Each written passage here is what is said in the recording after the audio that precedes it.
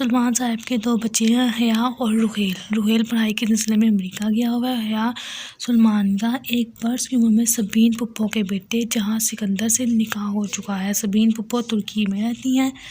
22 سال پہلے ہونے والے نکاح کو سب جیسے بھول ہی چکے ہیں، مگر حیا کے لیے وہ رشتہ بہت اہمیت رکھتا ہے۔ تایا فرقان کے بیٹے داور کی مہندی کے فنکشن میں حیا اور ارم کے ڈانس کی ویڈیو کوئی انٹرنیٹ پر چلا دیتا ہے۔ حیا بدنامی کے خوف سے سائبر کرائم سیل سے رابطہ کرتی ہے، وہاں میجر احمد اس کی شکایت پر وہ ویڈیو ہٹا دیتا ہے۔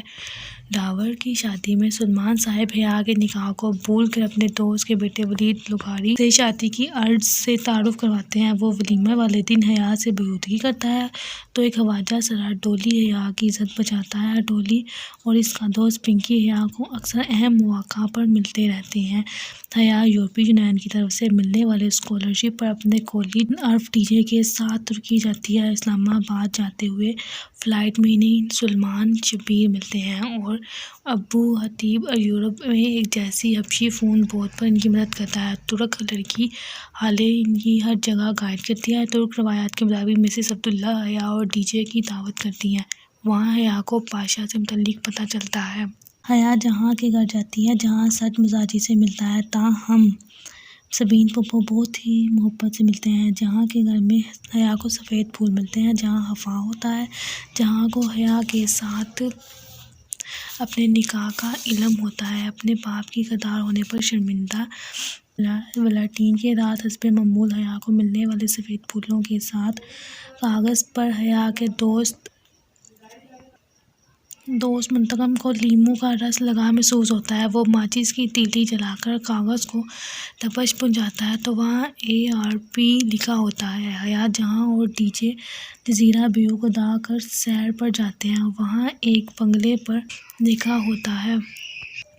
ایک بچہ حیا کا پرس چھین کر اسے بنگلے میں داخل ہو جاتا ہے۔ حیا اس کے پیچھے پیچھے اس بنگلے میں داخل ہوتی ہے جہاں اس کی ملاقات عبدالرحمن پاشا کی ماں سے ہوتی ہے۔ وہ حیا کو بتاتی ہے کہ پاکستان میں ایک چیریٹی شو میں پاشا نے پہلی بار حیا کو دیکھا تھا اور اسی رات پہلی مرتبہ سفید پھول بھیجے تھے اور میجر احمد نے پاشا ہی کے کہنے پر ویڈیو ہٹا دی تھی۔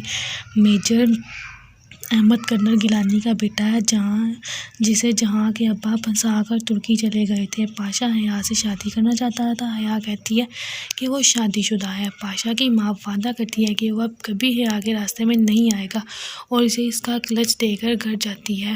حیا پاشا سے جہاں کے ریسٹورنٹ کے لیے مدد مانگتی ہے۔ تھوڑی ہی دیر بعد اسے جہاں کے ریسٹورنٹ میں توڑ پھوڑ کی خبر ملتی ہے۔ حیا سخت چھپاتی ہے۔